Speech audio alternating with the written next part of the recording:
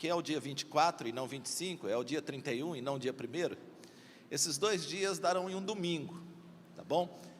Então, Natal, dia 24, nós não teremos culto no domingo à noite, somente pela manhã, porque boa parte dos irmãos usam o sábado ou o dia 24 de Natal para fazer ceia, para encontrar a família, e se nós fizéssemos o culto, provavelmente boa parte das mulheres da igreja não viriam, e como as mulheres não viriam, os homens também não vêm, porque nasceram de mulher e continuam grudados. Então, domingo, dia 24, nós teremos o culto às 9 da manhã, no horário da escola bíblica, das 9 às 10h15, tá bom? Dia 24 de dezembro. Dia 31 de dezembro, é domingo também. O nosso culto será das 7h30 às 8h30, como sempre. E depois do culto, nós teremos o nosso jantar de Ano Novo, das 9 até a hora que você quiser ficar aqui. Tá bom? Das 9 até a hora que você quiser ficar aqui, o último fecha a porta. Isso no dia 31, tá? O custo do jantar é de R$40. R$40, pastor, é caro. Já estou avisando agora que você junta 20 esse mês, junta 20 mês que vem, dá conta de vir. Então, é R$40 e o jantar, refrigerante, aquela coisa arada toda que a gente ajeita aí para ficar bonito. Dia 31. Então, dia 31 nós teremos o jantar de Ano Novo e no dia 24 nós teremos o culto pela manhã, tá bom? Que Deus abençoe você e que você participe.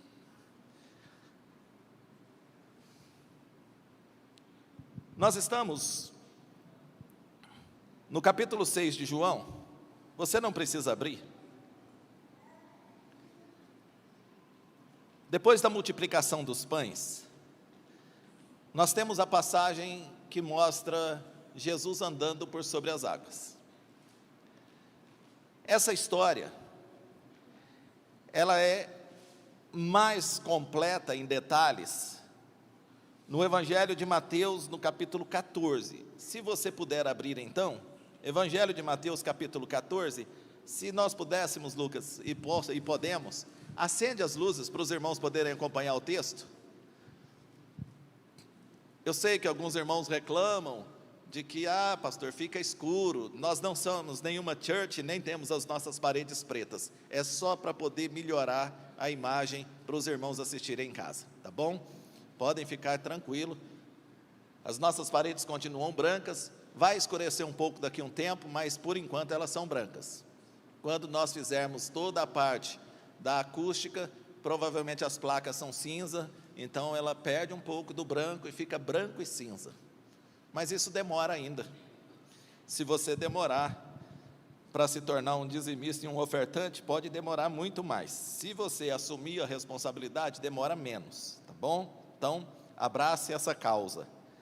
Capítulo 14, Mateus. Eu fui dar uma pesquisada e descobri que, sem saber, há 1 ano e 2 meses eu preguei esse texto. Há 1 ano e 2 meses. Talvez você vai identificar alguns pontos, porque o texto continua o mesmo. Mas a vantagem da Bíblia é que, mesmo que continue o mesmo texto, nós não continuamos as mesmas pessoas e não estamos passando pelo mesmo momento que estávamos há 1 ano e 2 meses atrás. Por isso, mesmo a palavra, sendo a palavra desde sempre, ela chega para nós no dia que nós ouvimos como novidade. Ela vem sempre, e ela nos encontra sempre num novo momento. Detalhe, se a palavra encontra você sempre no mesmo momento, talvez alguma coisa esteja errada. Porque nós somos seres que somos trabalhados pela vida. A vida precisa causar efeito em nós. Não dá para ser a mesma pessoa sempre, nós vamos sendo trabalhados pela vida. Que Deus possa, com esse texto, com essa palavra dele, nessa noite, encontrar você nesse momento que você está vivendo, e que ele possa fazer sentido, tá bom? Diz assim, verso 22. A minha Bíblia, para quem já tem 50 anos, ela está perdida em algum lugar que eu usei ela hoje cedo e ela desapareceu. Se você encontrá-la por aí, por favor, manda ela de volta para casa. Que essa aqui eu preciso encurtar o braço. Logo em seguida, Jesus insistiu, logo em seguida, ele está falando logo depois da multiplicação dos pães, tá? Logo em seguida, Jesus insistiu com os seus discípulos que voltassem ao barco e atravessassem até o outro lado do mar, enquanto ele despedia as multidões. Depois de mandá-las para casa, Jesus subiu sozinho ao monte a fim de orar. Dá só uma pausa aqui, dá só uma pausa. Gente, Jesus orava, e você achando que vai resolver todos os problemas da sua vida com preguiça, olhando para o WhatsApp e cuidando da vida dos outros no Instagram. Você acha mesmo que a sua vida vai melhorar porque você acompanha as notícias no noticiário, porque você assiste jornal, ou então acompanha aquele que antigamente era chamado de Twitter, agora eu não sei mais o nome. Você acha mesmo que dá para você viver desse jeito? Jesus,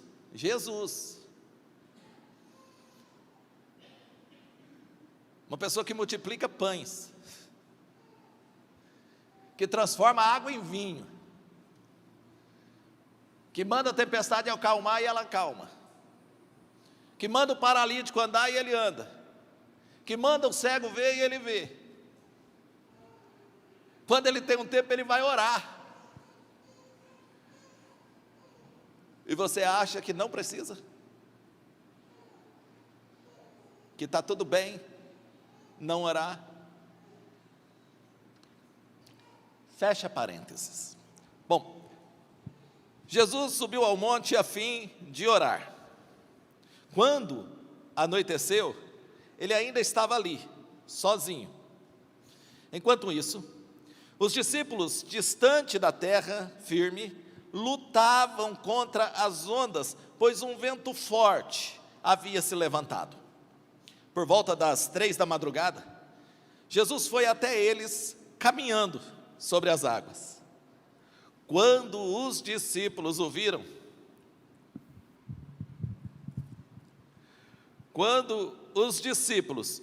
caminhando sobre as águas, ficaram aterrorizados e disseram: é um fantasma.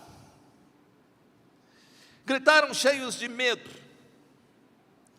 Imediatamente, porém, Jesus lhes disse: não tenham medo, coragem, sou eu. Então Pedro gritou: se é realmente o Senhor, ordene que eu vá caminhando sobre as águas até onde está. Dá quase para dizer agora, contém ironia. Jesus falou: venha, pode vir. Quer vir? Pode vir. Então Pedro desceu do barco e caminhou sobre as águas em direção a Jesus. Mas quando reparou no vento forte e nas ondas, ficou aterrorizado e começou a afundar e gritou: Senhor, salva-me. No mesmo instante, Jesus estendeu a mão e o segurou. Como é pequena a sua fé, disse ele, por que você duvidou? Quando entraram no barco, o vento parou. Então os outros discípulos o adoraram e exclamaram: de fato, o Senhor é Filho de Deus. Eu poderia começar com uma pergunta: o que mais Jesus precisa fazer na nossa vida para nós reconhecermos Ele como Filho de Deus? O que mais você precisa? Qual é a outra prova que você precisa? Qual é o outro milagre? Qual é o outro socorro? Qual é a outra intervenção? O que mais você precisa para acreditar que Jesus é o Filho de Deus? Quantas coisas precisam acontecer mais na nossa vida para nós dizermos: ah, sim, agora eu sei que Jesus é poderoso. Ah, agora sim. Agora sim. Como assim? Essas pessoas que estão dizendo para Jesus, de fato, o Senhor é o Filho de Deus, eles haviam, no dia anterior, visto Jesus alimentar uma multidão de quase 20 mil pessoas com 5 pães e 2 peixinhos, e eles carregaram a sobra. Estes que agora estão dizendo, agora, de fato, o Senhor é Filho de Deus, viram Jesus entrar no meio de uma multidão adoecida no tanque de Betesda, no entorno do tanque de Betesda, e conversar com um homem que há 38 anos sofria, aleijado, sentado naquele chão, e coloca aquele homem em pé, e aquele homem volta a andar, e eles estavam lá vendo isso. Esses mesmos homens que dizem agora, de fato, o Senhor é o Filho de Deus, estavam numa festa com ele de casamento, e todos viram o momento em que Maria chega para ele e diz, olha, acabou o vinho, e Jesus manda encher umas talhas, 6 talhas, 7 talhas, 8 talhas, mas algumas talhas de água, alguns potes de água, e eles vão lá, e eles veem o homem despejando água dentro do tacho, dentro do pote, e eles terminam de despejar água dentro do pote, e Jesus diz, pode ir lá, tira um pouco daquela água, experimenta, e o mestre Sala vai lá, desconfiado, tira um pouco daquela água, e já não é mais água, é o melhor vinho que ele havia tomado na vida dele, mas todos viram o que Jesus fez. E agora ele é o Filho de Deus, porque o viram andando sobre as águas. Quantos outros sinais você precisa? Quantas outras palavras, quantas outras provas você precisa para render a sua vida a Jesus, para reconhecê-lo como Senhor, para reconhecê-lo como Salvador, para reconhecer o poder dEle, para se submeter à vontade dEle? Quantas outras provas você precisa? Por que nós nos comportamos como estes discípulos no barco?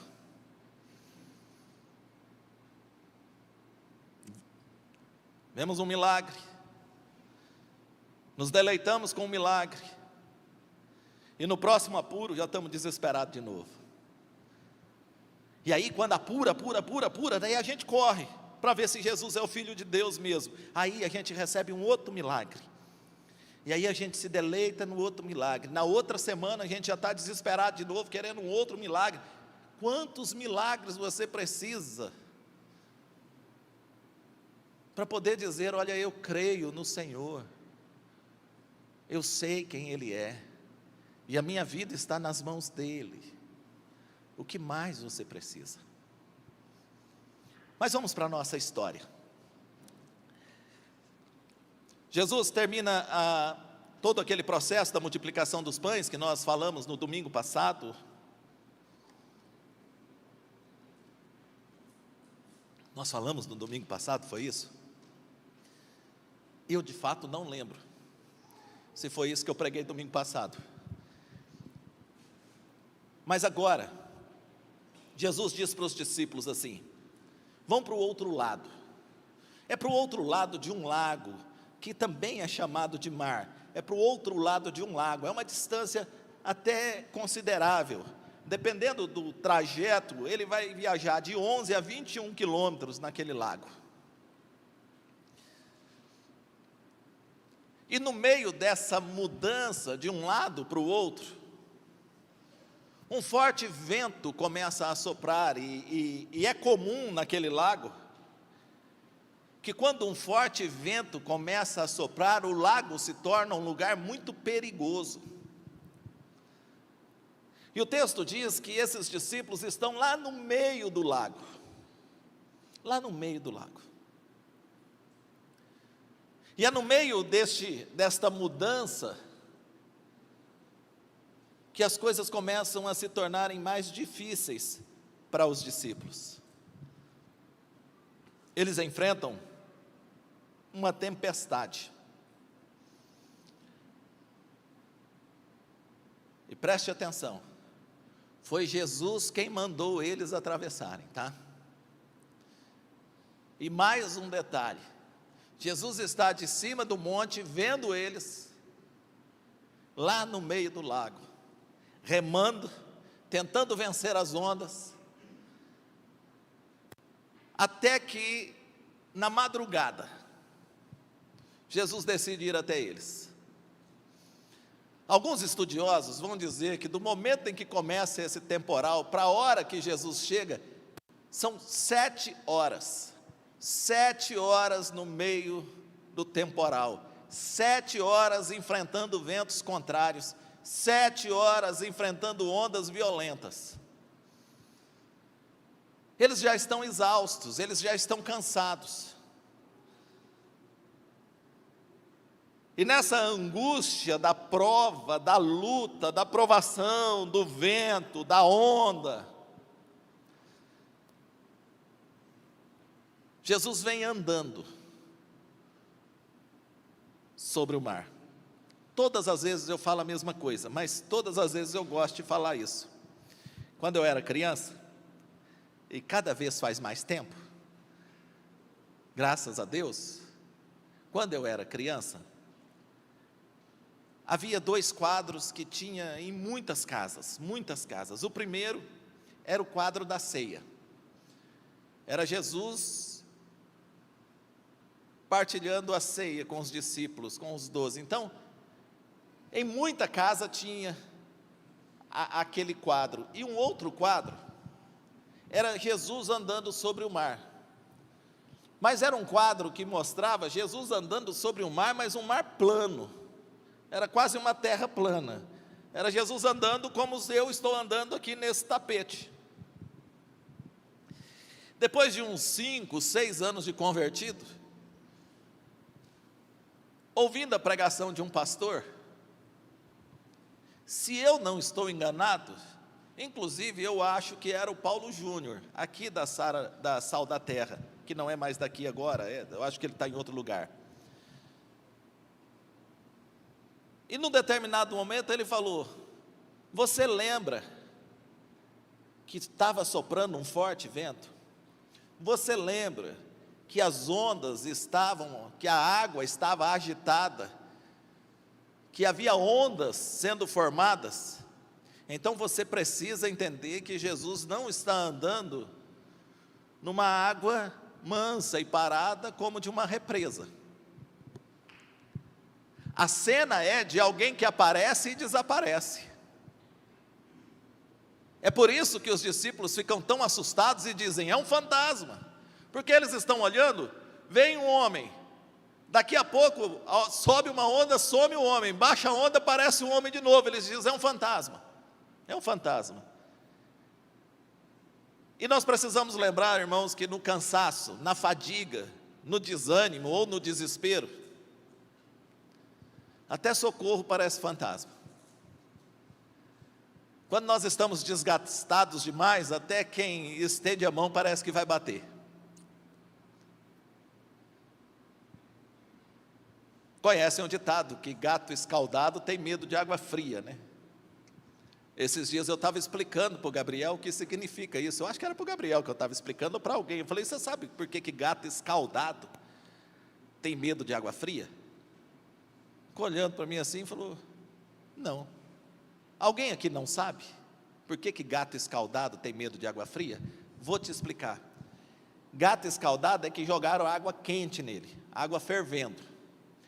Toda a água que ele vê agora sendo jogada, ele acha que é água fervendo e que vai ferir ele de novo.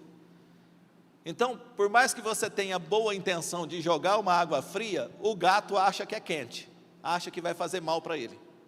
Então, quem está sofrendo, e para quem está sofrendo, às vezes até ajuda, parece que é ofensa, parece que é agressão, parece que você quer o mal. Essa é a situação desses discípulos vendo Jesus. Eles acham assim: bom, a situação está tão ruim, a situação está tão difícil, que só pode ser um fantasma. Até que Jesus se aproxima deles e diz assim: não tenha medo. Calma, calma, calma. Não tenham medo, tenham coragem, sou eu. Olha só, o vento continua, as ondas continuam violentas, o barco continua sendo fustigado de um lado para o outro, e é em meio a essa tribulação, é em meio a essa provação, é em meio a essa luta, que eles recebem uma palavra. Jesus fala para eles não terem medo, e não cessa a tempestade, ela continua. Jesus fala para eles terem coragem, mas a tempestade continua. Tudo continua do mesmo jeito, a única coisa que eles têm agora é uma palavra. E irmãos, deixa eu falar uma coisa para você. Talvez você está enfrentando uma luta, uma dificuldade, um momento difícil e tem uma palavra. Apegue-se a essa palavra, creia nessa palavra, ainda que a tempestade continue, fique firme com essa palavra. Porque às vezes é tudo que nós temos, uma palavra. É o próprio Senhor comunicando ao nosso coração: calma, não se desespera, eu estou no controle de tudo. E a gente diz assim: Senhor, se o Senhor está no controle, por que as coisas continuam do mesmo jeito? E talvez Ele possa responder para nós: porque você não aprendeu ainda, porque você não confiou ainda, porque você não consegue se submeter ainda, porque você não consegue se entregar ainda. A gente às vezes está pensando que Jesus está preocupado com a tempestade. Não, Ele não está preocupado com a tempestade, Ele está preocupado com a mensagem que ela traz, com o ensinamento que ela traz, com a lição que ela traz. Por isso, a tempestade continua, e é no meio dessa tempestade que surge o Pedro. E o Pedro se levanta e diz: se é o Senhor mesmo. Bom, você vê, o Pedro está cego de agonia, porque se é o Senhor mesmo, manda eu andar nessa água também. Irmãos, não testem Jesus, não testem Jesus, porque parece até que ele tem senso de humor. Ele para, sobe onda, desce onda, lembra? Sobe onda, desce onda, bate o vento, e Jesus fala: quer vir? Vem, vem, pode vir. O Pedro então, todo mundo conhece a história, o Pedro desce do barco e começa a caminhar também sobre as águas. Mas o detalhe é para quem o Pedro olha agora. Ele começa a caminhar, obviamente, claramente olhando para Jesus.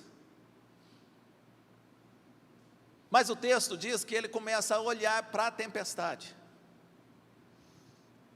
Ele começa a olhar para a circunstância, ele começa a olhar para a impossibilidade dele, ele começa a olhar para o vento soprando forte contra eles. E aí o Pedro é igual nós. Aí o Pedro falha também. E começa a afundar, igual muitas vezes eu e você vamos afundando. Mas olha que coisa linda. Quando ele começa a afundar, claramente ele tira de novo os olhos da tempestade, do vento forte, e olha para Jesus. Porque o texto diz que ele pede socorro para Jesus. Ele volta os olhos para Jesus, ele volta de novo. Ele volta como o filho arrependido volta para casa.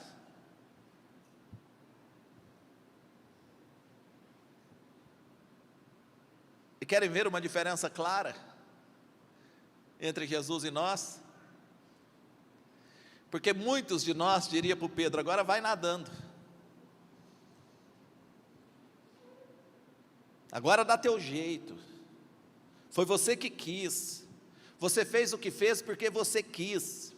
Você entrou na água porque você quis. Você quis dar uma de corajoso, agora vai nadando. Mas louvado seja o Senhor, que não é rancoroso igual nós, que não é maldoso igual nós, que não é vingativo igual nós. O Pedro pede socorro, ele imediatamente pega na mão do Pedro, salva o Pedro e depois ensina para o Pedro. Ele não vai fazer discurso antes de salvar. Ele não vai dar lição de moral antes de puxar a mão dele. A gente quer dar lição de moral. A gente quer despejar a nossa religiosidade, a gente quer despejar a nossa ira, os nossos problemas.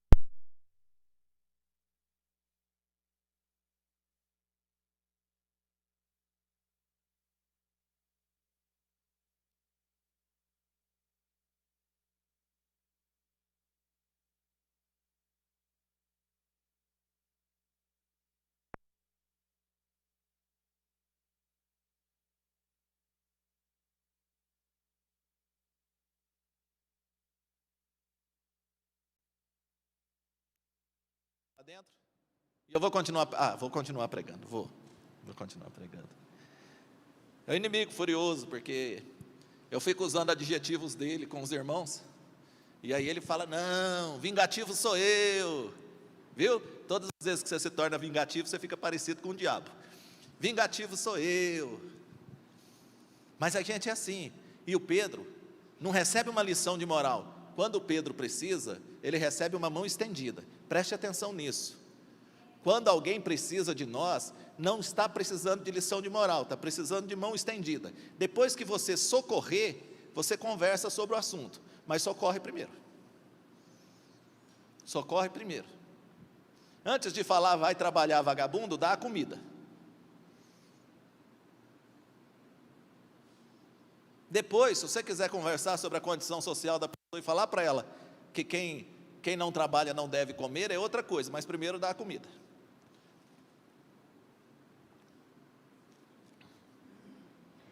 Eles voltam para o barco, e só agora, depois de todo esse momento épico,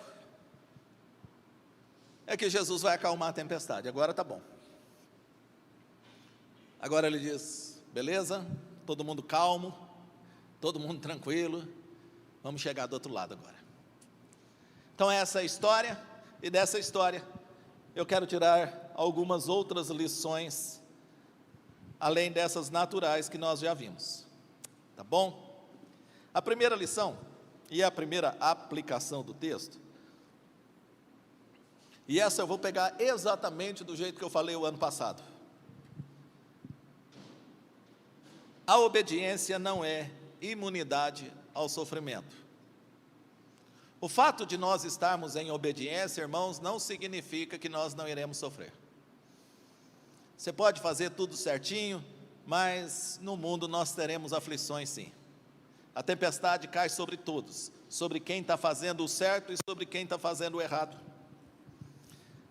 Há sofrimento no caminho da obediência e há condenação no caminho da desobediência.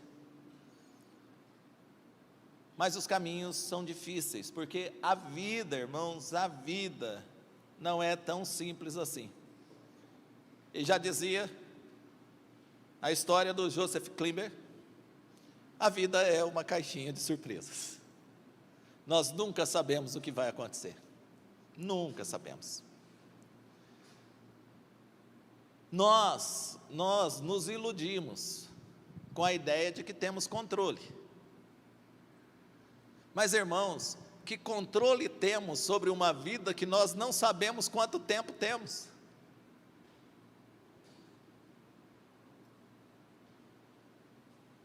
Mas a lição do texto é, esses discípulos estavam numa mudança ordenada por Jesus.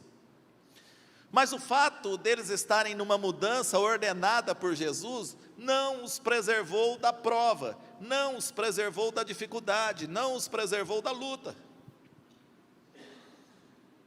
Por isso, não se assuste e não desista. Quando você está num processo de mudança, entendem isso? Quando você está num processo de mudança, você pegou o barquinho lá de um lado da vida e está indo para um outro lado, em obediência à palavra de Deus, você quer mudar, você quer ter uma vida diferente, você quer ter pensamentos diferentes, você quer ter atitudes diferentes, e no meio desse caminho, parece que está tudo dando errado. Não se assusta com isso, não. O fato de você estar em obediência não é garantia que você não sofrerá, mas é garantia que você terá socorro, porque no caminho que o Senhor te coloca, Ele te sustenta. No caminho que o Senhor te coloca, Ele te socorre. Agora preste atenção, te socorre, e socorrer pressupõe dificuldade. Ninguém precisa de socorro se não está passando por luta.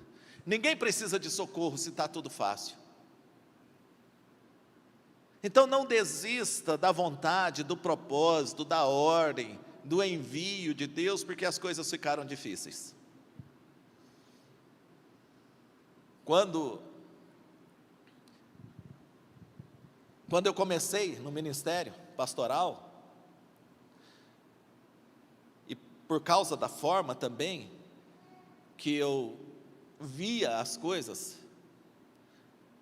era muito diferente para mim, porque para mim o sinal de que eu estava no caminho certo era se tudo tivesse dando errado. Para mim o sinal de que eu estava no ministério certo era se tivesse luta, se tivesse dificuldade, se tivesse perrengue. Tanto que um dos sinais que eu sempre esperava era o dia que ia acabar as compras, era o dia que acabava a comida, era o dia que a gente tinha que orar para Deus poder mandar alguém com uma cesta básica. Era essas dificuldades que para mim sinalizavam: ó, Fabiano, você está no rumo certo. Até porque eu comecei o ministério muito ambicioso, muito ambicioso, eu reconheço. Eu reconheço que eu era muito ambicioso, porque eu comecei no ministério sonhando com uma bicicleta, 2 filhos e a esposa, indo para a igreja. Era essa a ideia. Se eu conquistasse isso, eu já estava indo muito bem no ministério. Era uma bicicleta Cássia na garupa e 2 crianças penduradas. Obviamente Deus fez mais do que isso. E eu até acredito que Deus tenha feito mais do que isso, porque eu também não esperava nada disso. Quando a gente não cria muita expectativa, dificilmente a gente vai ser frustrado.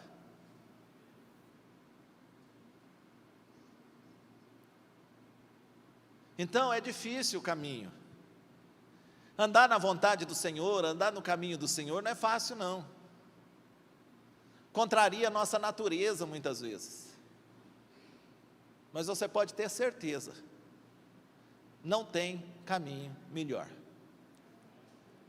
Os discípulos não poderiam ter tomado uma atitude melhor, se não pegar o barquinho e atravessar o lago. Esse era o melhor caminho.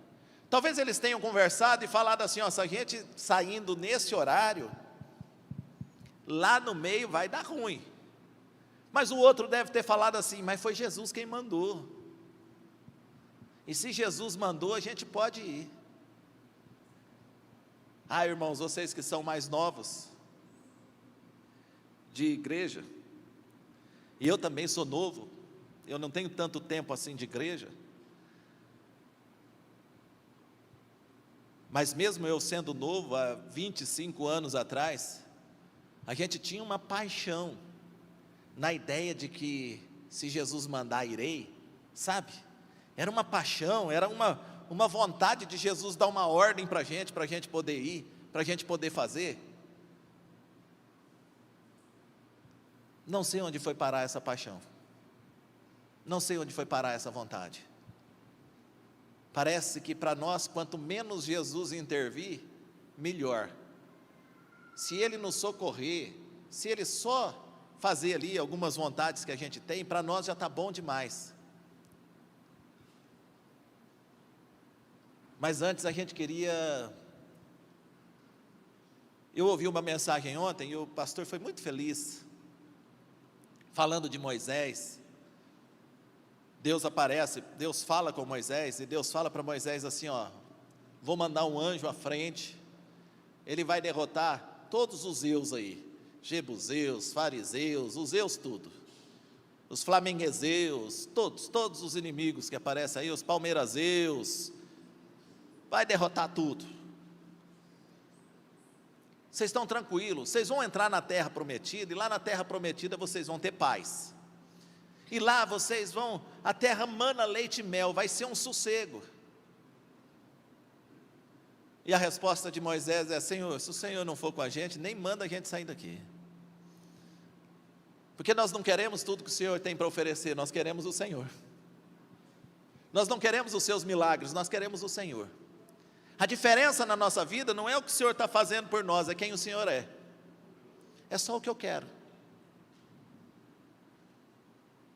Então vai ser difícil, não vai ser fácil, mas presta atenção, não importa o tamanho que seja a dificuldade, se o Senhor está com a gente, se a gente tem certeza que o Senhor está nesse negócio, a gente vai, a gente não desiste, a gente sente segurança, dá para enfrentar gigante, porque a gente começa a enfrentar as coisas, a gente começa a atravessar as dificuldades, a gente começa a enfrentar as lutas, em nome do Senhor dos Exércitos, por causa daquele que está em nós, que é maior do que todos aqueles que são contra nós juntos. Então não tenha medo de continuar por causa das dificuldades, tenha certeza de que o Senhor está, e isso vai ajudar. Uma segunda lição e essa ficou bem parecida, eu não sei há quanto tempo você tem orado, eu não sei há quanto tempo você tem lutado, eu não sei há quanto tempo você tem apresentado uma causa, e talvez você já tenha até desanimado de orar por esta causa, mas claramente Jesus anda no tempo dele, e não no nosso tempo. Jesus não tem compromisso com o nosso relógio, Jesus não anda segundo o nosso cronômetro,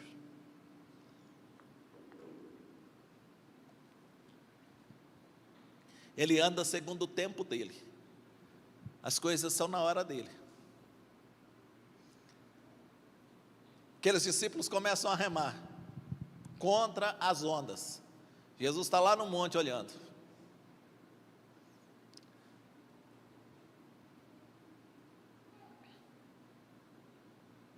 e eles estão lá, na peleja, joga água fora do barco, puxa a água, rema, joga um pouco de coisa que está sobrando, talvez, eles até lançassem pelo menos uns 6 cestos de pão na água, tem seis cestos aqui, vamos jogar fora, que pode estar pesando. E onde é que está Jesus? Vendo tudo, Jesus está vendo tudo, Jesus está vendo você remando, Jesus está vendo você lutando contra o vento, contra a tempestade, Jesus está vendo você, Jesus vê você muitas vezes angustiado, chorando, escondido, Jesus vê, mas Ele sabe exatamente o tempo certo de intervir, a hora certa de dizer basta, a hora certa de dizer levanta e anda, a hora certa de dizer abra os seus olhos para ver. Ele sabe a hora certa de destapar os nossos ouvidos, Ele sabe a hora certa de pegar na nossa mão, Ele sabe a hora certa, e a hora certa não é a hora que nós queremos, a hora certa é o tempo dEle. Só para você não dispersar e não dormir, fala para quem está do teu lado aí, Jesus sabe a hora certa. 7 horas depois, Jesus aparece como um fantasma, e para aqueles que estão desesperados, Ele diz, calma. Agora veja bem, Ele chega e diz assim: não tenham medo, tenham coragem, fiquem calmos. E eles dizem: então acaba com essa tempestade. E ele diz: não, calma. Para eu acabar com a tempestade, primeiro vocês precisam confiar em mim. Enquanto vocês não dão graças a Deus pela minha presença, fica com a tempestade. Mas Senhor, você quer que a gente acalma? Jesus, você quer que acalme? Você quer que eu confio? Olha a minha vida, olha a minha luta, olha a minha prova. E ele diz: tudo bem. O que falta para você confiar? Ah, eu não consigo confiar ainda. Fala, então, fica mais um pouco aí. Sopra vento, sopra sem parar. Pode parecer que é do Espírito, mas ali é vento, vento mesmo. Tá bom, Senhor. Se afundar o barco, eu confio. Se esse trem sair correndo daqui, eu confio. Se esse barco voar, eu confio. Não importa a circunstância, eu vou confiar. Estou em paz no meio dessa tempestade. Ah, você está em paz no meio dessa tempestade?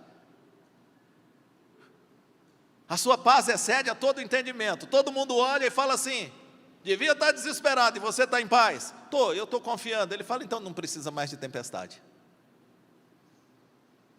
A tempestade se faz desnecessária. Ela não tem efeito mais sobre nós. Ela não tem mais efeito sobre nós. A nossa confiança está no Senhor. E nós estamos em paz no Senhor. Nós não dependemos das circunstâncias para termos paz no Senhor. Não olhe a circunstância, não. Olhe o seu amor. Já não ando por vistas.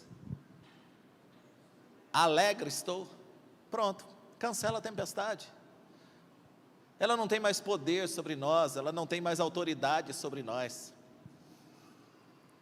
Eu estava pregando lá no Amazonas na semana retrasada, e no texto do Golias e do Davi, eu vi uma coisa lá que eu sempre vejo, mas nunca tinha chamado minha atenção. Quando Golias está desafiando o exército de Israel, o exército dos judeus lá, o Golias diz o seguinte: envia um homem, se eu perder para ele, nós vamos servi-lo. Se ele perder para mim, eles vão me servir, eles vão nos servir. Irmãos, quando a gente perde para o Golias, a gente se torna servo dele. Quando a gente perde para o pecado, a gente se torna servo dele. Quando a gente perde para a prova, para a provação, para a tribulação, para a luta, para a dificuldade, a gente se torna servo. Quando a gente perde para o medo, a gente se torna servo do medo. Mas quando a gente vence em nome do Senhor dos Exércitos, a gente já não serve mais o medo, a gente já não serve mais a tempestade, a gente já não serve mais o desespero, a gente serve ao Senhor. Então nada disso faz sentido mais. A gente não precisa mais do Golias. Viu, Golias? A gente precisa do Leandro. O Golias, a gente não precisa do Golias. O tempo é o do Senhor. Terceiro e quase último. Que horas são?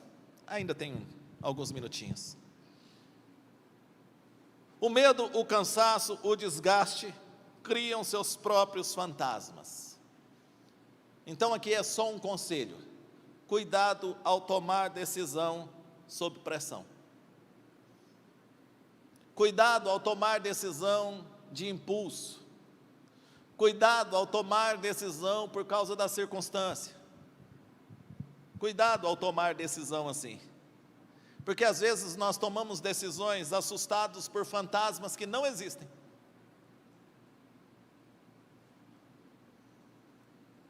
Porque não duvide, nós somos especialistas em criarmos monstros. E esses monstros que nós criamos na nossa mente, ele nos leva a decisões precipitadas, a escolhas precipitadas.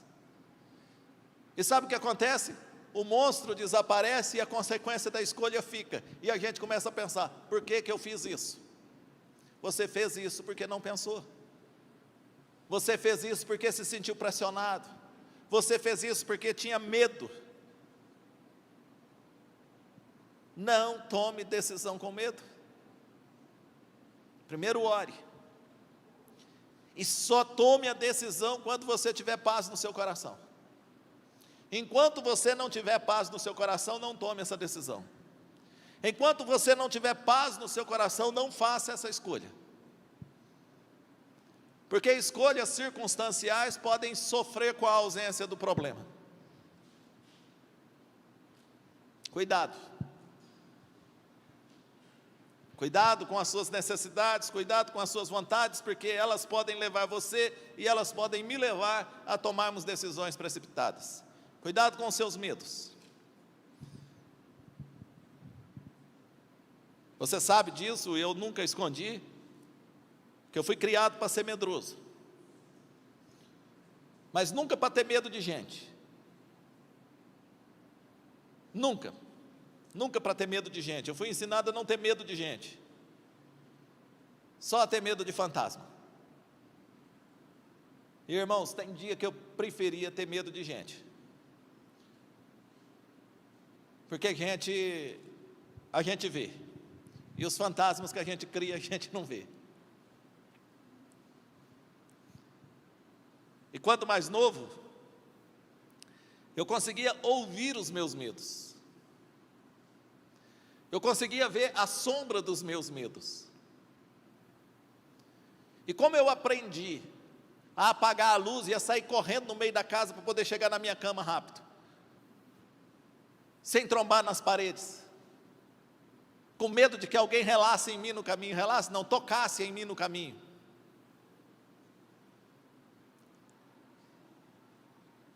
Você já teve, vocês não têm medo, vocês são muito corajosos. Mas eu andava pelos corredores assim, morrendo de medo de alguma coisa encostar em mim.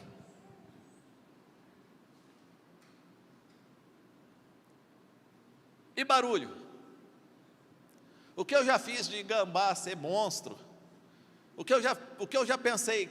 O que eu já fiz de rato ser monstro? Porque rato faz barulho e gambá no forro. Já viram? Aqui em Goiânia, vocês são da capital, vocês nunca viram um gambá num forro. Vocês não fazem ideia do que é um gambá no forro, irmãos. Aquele bicho faz barulho que parece gente. E aqueles infelizes daqueles gatos que parece criança chorando em algum lugar.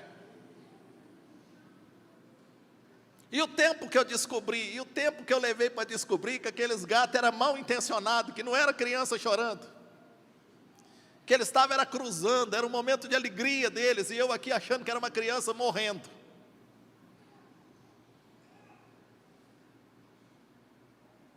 Medo. Não tome decisão no seu medo. Não faça escolha no medo. Não case por medo de ficar sozinho. E não deixe de casar por causa do medo de não dar certo. O medo não define nada na nossa vida.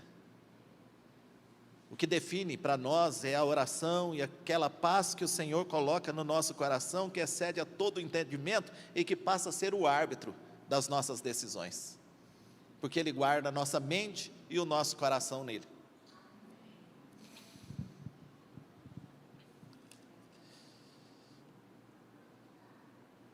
Pedro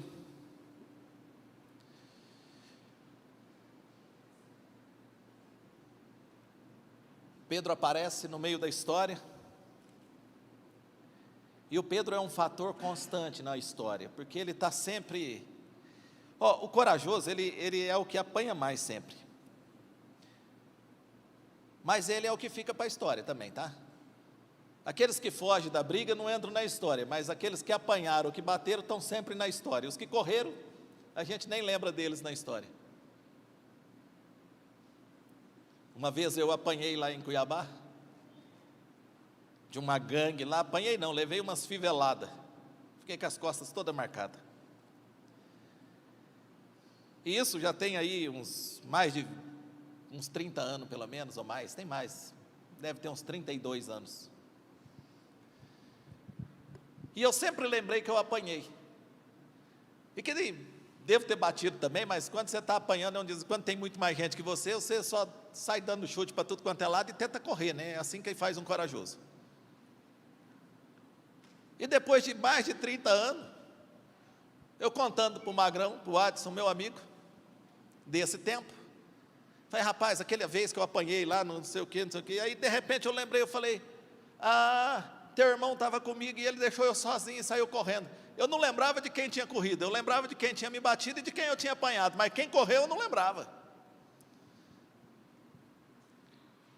Só tem um jeito da gente viver, gente, se a gente tiver coragem, para enfrentar a vida, para enfrentar as tempestades. Jesus chega e diz coragem, e o Pedro é o cara da coragem. E de repente o Pedro diz assim, irmão, é o Senhor mesmo, manda eu andar.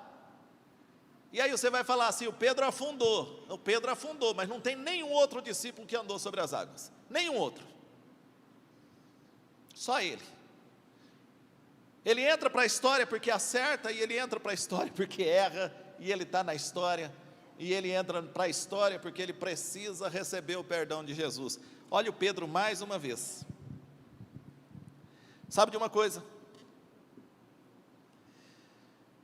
Nós não vamos acertar sempre. Guarde isso no seu coração, nós não vamos acertar sempre. Não poucas vezes nós seremos o Pedro da história, aquele que afunda. Às vezes nós seremos o Davi na janela, às vezes nós seremos o Moisés irado.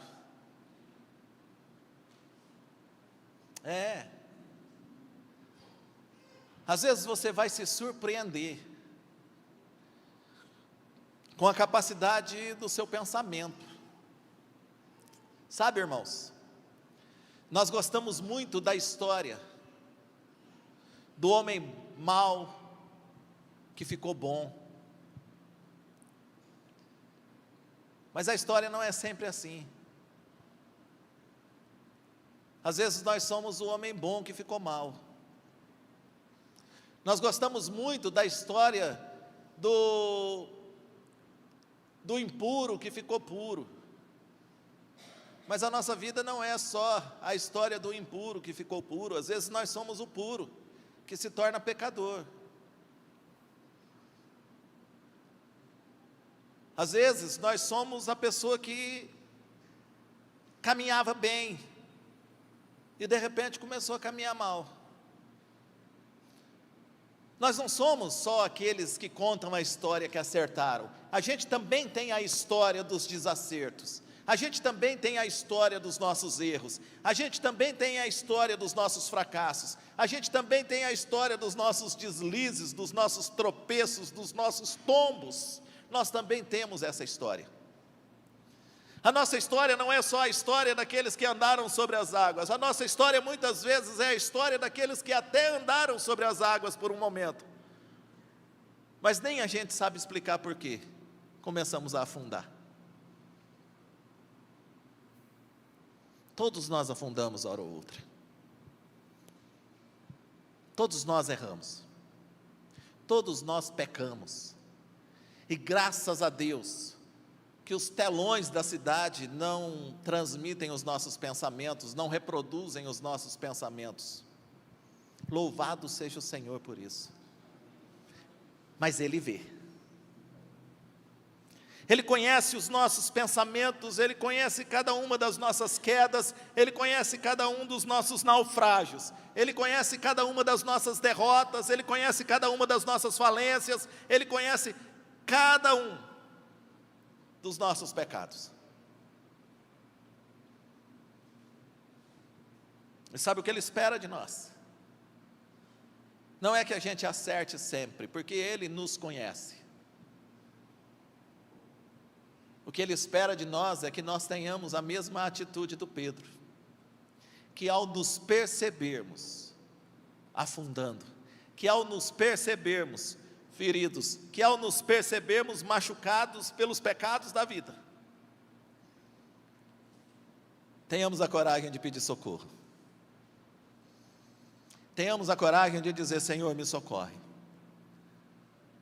Senhor, eu pequei. Senhor, eu desagradei o Senhor. Gente, a gente faz muito isso. É que a gente se consola com aquele que a gente acredita que faz mais. Sabe uma coisa que faz a gente se achar bom? É que a gente começa a olhar para quem é ruim. E aí a gente fala: pelo menos eu não sou como esse. Mas Deus sabe exatamente quem você é, e sabe exatamente quem eu sou, e conhece cada uma das nossas imperfeições, e tudo que Ele espera de nós é que nós também reconheçamos e possamos dizer para Ele: Senhor, socorre-me, socorre-me, eu estou afundando, eu estou morrendo, eu estou preso. Senhor, socorre, porque eu estou amarrado nessa cilada. Senhor, me socorre, porque eu estou preso nesse pecado, eu estou preso nessa paixão, eu estou preso nesse pensamento. Ajuda-me. E você pode fazer isso, sabe por quê? Porque o Senhor não é igual a você, o Senhor não é igual a mim. Ele não dá lição de moral antes de estender a mão. Ele não lança no nosso rosto o nosso pecado. Ele não diz: bem feito. Ele não diz: agora se vira. Ele não diz: dá teus pulos. Ele não diz: quem mandou você errar. Não. Ele não nos nega perdão, Ele não nos nega socorro, Ele não nos nega mão estendida, Ele não nos nega regeneração, Ele não nos nega. Por isso, talvez hoje você esteja enfrentando essa luta. Você até pensa em servir ao Senhor, você até pensa em caminhar com Ele, mas quando você pensa em caminhar com Ele, você pensa assim: mas antes eu tenho que mudar de vida. Sabe por quê? Porque na sua cabeça as circunstâncias são mais importantes do que o Senhor. Escuta,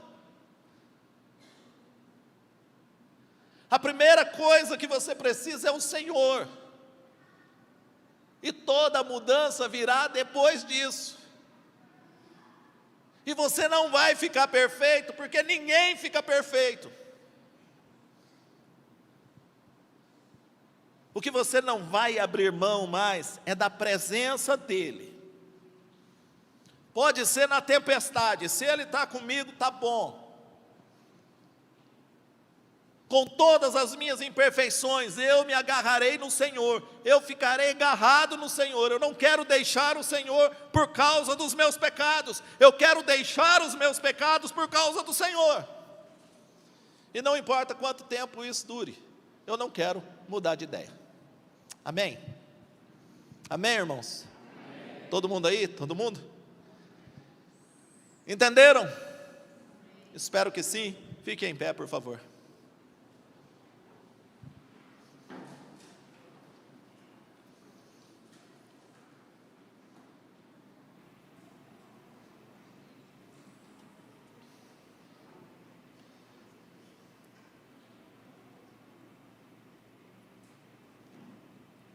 Feche os seus olhos, curve a sua cabeça. Eu não sei em que parte do sermão você está. Eu não sei se você está na parte daqueles que enfrentam uma tempestade hoje, mesmo consciente de que tem tentado fazer o máximo para andar no caminho do Senhor, mas enfrenta uma tempestade mesmo assim, no seu casamento, nos seus relacionamentos, ou uma tempestade, aquela tempestade que acontece aqui. Sabe aquela tempestade que acontece aqui? Pois é, talvez você esteja enfrentando uma tempestade que acontece aí dentro de você. O Senhor também é poderoso para acalmar essa tempestade, viu? O Senhor também é poderoso para acalmar esse teu pensamento, para desacelerar você. O Senhor é poderoso para isso. Você só vai ter que confiar nele.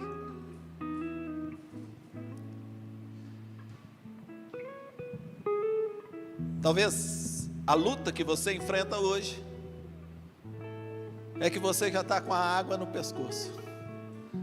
Você sabe que está afundando. Você sabe que está afundando. Mas você está constrangido em pedir socorro, porque foi você quem escolheu. Foi você que tomou essa decisão. Irmãos, presta atenção. Não é a decisão que você tomou ontem, ou há 1 ano atrás, ou há 10 anos atrás. É a decisão que você toma hoje. E hoje mesmo o Senhor pode resgatar você do meio dessas ondas terríveis que estão te afogando já. Mas eu quero orar com você. Eu quero orar com você que enfrenta uma dessas situações. Talvez de repente a sua vida virou uma turbulência, uma tempestade.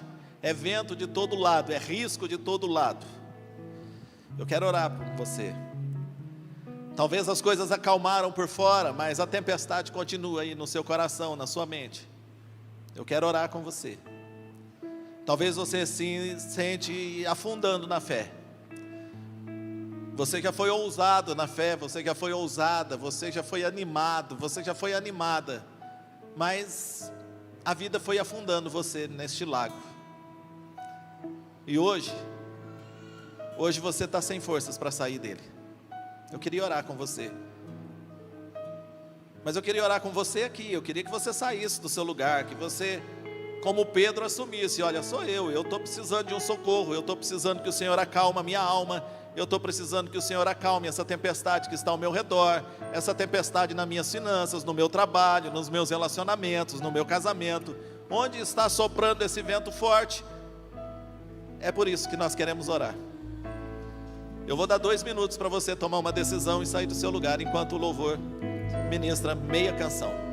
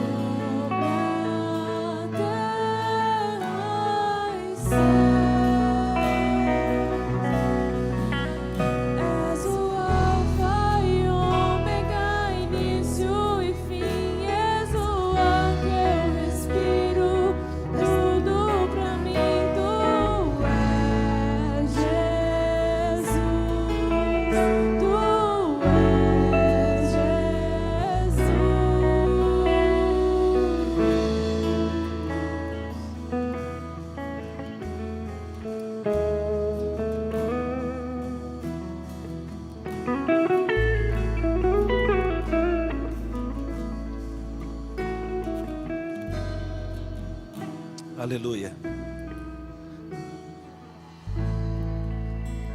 Pai querido, há uma tempestade forte. São ventos fortes e violentos muitas vezes, soprando na vida desses irmãos. Alguns até tentaram enfrentá-la. Alguns até tentaram andar sobre as águas. Mas esgotados, cansados, desanimados, começaram a afundar também. Olhando para a situação que não mudava, olhando para o problema que continuava o mesmo, olhando para a luta que prevalecia, começaram a afundar. Olhando para os próprios pecados, para as próprias mazelas, olhando para as próprias falhas, começaram a afundar. Ou talvez alguns irmãos estejam aqui simplesmente porque estão esgotados, cansados de enfrentarem os mesmos problemas sempre.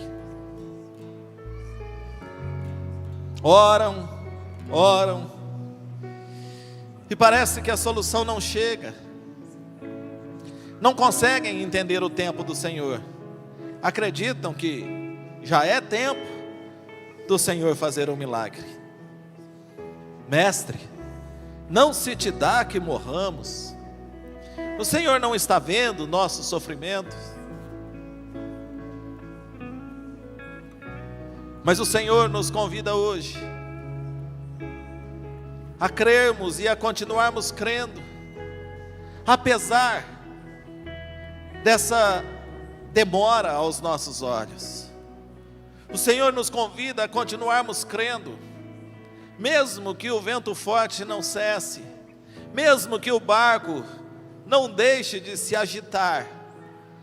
O Senhor nos convida a continuarmos crendo.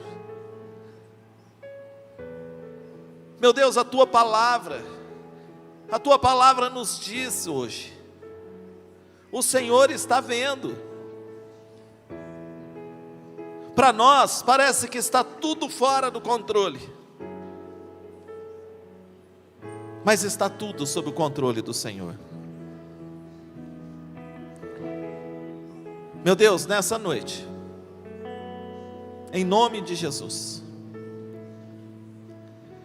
que a tua presença se manifeste a nós, que a tua voz dizendo: não temas, não se desespere, não se preocupe, sou eu. Que nós possamos ouvir a voz do Senhor,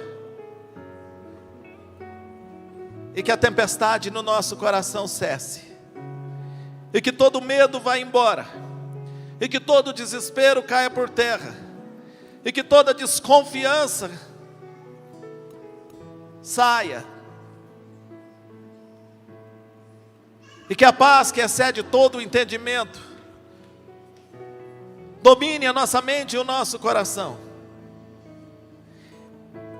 e que a nossa palavra em meio a essas circunstâncias contrárias seja: Senhor, eu creio em Ti. Eu creio em Ti, Senhor. Eu creio em Ti. Eu sei que o vento sopra forte, mas eu creio em Ti. Eu sei que a minha vida chacoalha nesse mar agitado, mas eu creio em Ti, porque a minha vida está nas Tuas mãos. Eu creio em Ti. Que o Senhor seja louvado. Meu Deus, que o Senhor coloque no coração deste homem, desta mulher, a certeza de que o Senhor não os despreza, de que o Senhor não vira as costas para eles, e que o Senhor não lança no rosto deles nenhum pecado, mas que o Senhor é pronto a perdoar. Que cada um de nós nessa noite, convencidos pelo Espírito Santo de Deus,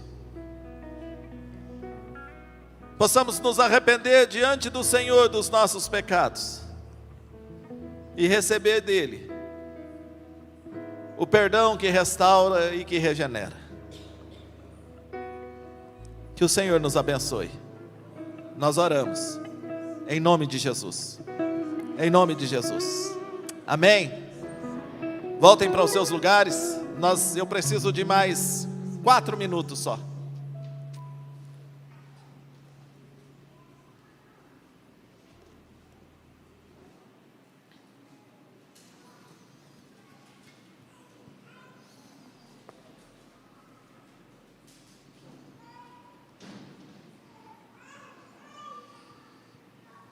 Irmãos, queridos irmãos, nós temos a alegria de ontem termos tido o aniversário da Liliane, é Liliane mesmo que fala, né? Tosta, nossa escritora. Que Deus te abençoe, viu, Liliane? Que Deus te abençoe. Mas nós não tivemos só o aniversário da Liliane ontem, completando 39 anos. A Irene não está aqui para reclamar. Ontem nós tivemos também o aniversário da Carla, né? 50 anos da Carla ontem. Vem cá, Carla. Sobe aqui, Carla. Aí você vai falar assim: a gente às vezes tem medo na igreja de homenagear alguém e o outro ficar chateado, mas é que não dá para homenagear todo mundo. Mas eu não poderia deixar passar os 50 anos da Carla. A Carla é a secretária aqui da igreja. Eu falo que ela é quase assim, na prática, minha co-pastora, né? Porque resolve quase tudo para mim. É a Carla que marca meus compromissos, é a Carla que desmarca os meus compromissos, é a Carla que me avisa que eu estou atrasado, é a Carla que fala assim: não, vou desmarcar isso aqui que você marcou coisa demais, você não vai dar conta. E ela decide se eu dou conta ou se eu não dou conta também. Está tudo resolvido. É a Carla, né, Renato? Que às vezes a gente chega aqui, ela está brava, virada um siri na lata. E aí eu falo: calma, Carla, calma, calma. Depois do sexto calma, ela já está mais calma, né, Renato? Então assim, e serve também o Renato que é o tesoureiro da igreja. Ela quem monta todo o movimento, faz esse trabalho, fica agoniada, dá trabalho para a gente, porque a gente, inclusive, Silvio, somos seus admiradores aqui na igreja, eu e o Renato, viu? Somos seus admiradores, tá? Porque a Carla é braba, ela vai decidindo tudo assim. Eu falo: calma, Carla, calma, Carla. Minha vida é falar calma, Carla. Mas a Carla é uma bênção. Quando eu vim aqui para Goiânia, eu tinha a ideia de não ter secretária, porque eu nunca tive, eu achava que era desnecessário. Agora eu falo para os pastores todos, falo: gente, arruma alguém para ficar na igreja, porque resolve a vida da gente, mas resolve a minha vida aqui. E aí, eu quero expressar aqui, diante da igreja, a minha gratidão pela vida da Carla, por esse tempo que ela tem servido como secretária. De fato, ela é eficiente e nos abençoa muito. Amém? E todo mundo que já precisou sabe, não é a pessoa mais legal do mundo, e nem precisava ser, só precisa ser a pessoa mais responsável do mundo, né? E a convivência é um problema. Nunca deixou eu esquecer nada, nunca. Essa semana ela esqueceu, não sabia o que fazer. Eu falei: Carla, eu vim na quarta-feira, tinha falado: Carla, vamos marcar uma reunião da diretoria para quarta-feira. Ela estava fazendo os movimentos lá da tesouraria. Aí ela falou assim: tudo bem. E eu tranquilo, cheguei na quarta-feira, vi a Carla. Se eu falo que eu vi a Carla, ela fala: eu venho toda quarta. Mas eu vi a Carla, vi o Abílio, vi o Renato. Aí falei: falta só chegar dois, a Dani e o Oswaldo. O Oswaldo vai chegar atrasado mesmo, falta só a Dani. Aí eu falei: Abílio, hoje tem reunião da diretoria? Eu sou o presidente, tá, gente? Falei: Abílio, hoje tem reunião da diretoria? O Abílio falou: a Carla não me avisou nada. Eu falei: gente, a Carla não te avisou nada, olha aí. Ele olhou e falou: não. Eu falei: então vão ficar quietos, né? Não vão falar nada, porque aí não tem reunião e nós vamos embora. Na quinta-feira eu falei: Carla, a gente não ia ter reunião da diretoria ontem, não? Aí ela: esqueci. Eu falei: graças a Deus que eu não sou a única pessoa nesse lugar que esquece. Às vezes eu até acho que eu estou doente, do tanto que eu esqueço. Mas Carla, Deus te abençoe, viu?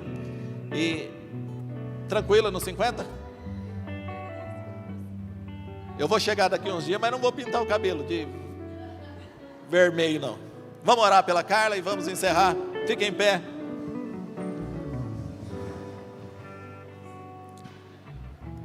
Comissão de indicação para a nova diretoria e para a comissão de finanças. Queridos irmãos, os irmãos que querem devem indicar pessoas para vice-presidente, tesoureiro, segundo tesoureiro, secretário ou secretária,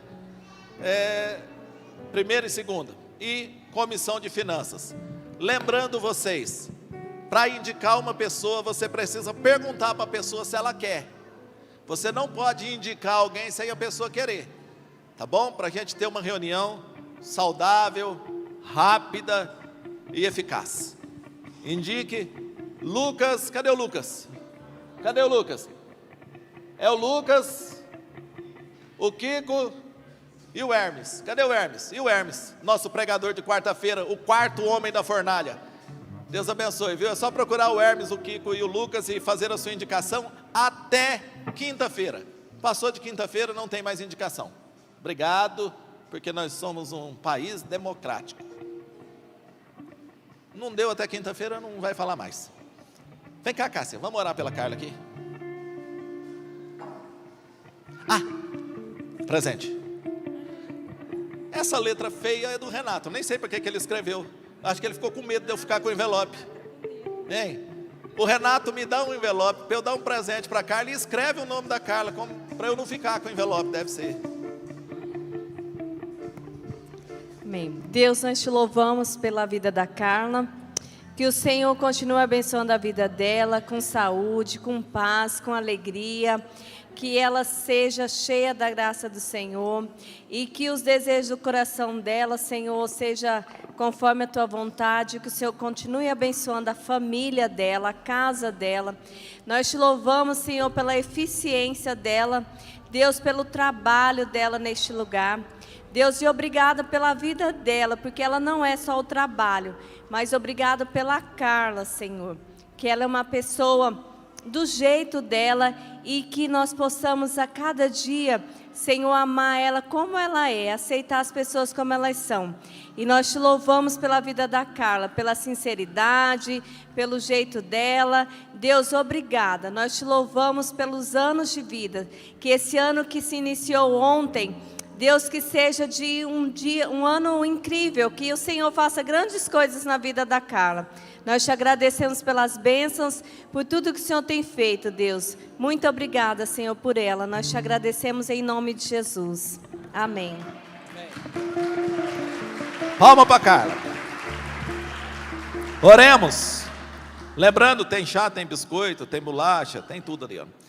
Que o amor de Deus Pai, a graça salvadora de Jesus Cristo, a comunhão, as consolações, a alegria, o poder do Espírito Santo de Deus esteja com a nossa vida, que esta semana seja uma semana abençoada e repleta da presença do Senhor em nós, e que todos aqueles que se aproximarem possam ver o Senhor através de nós.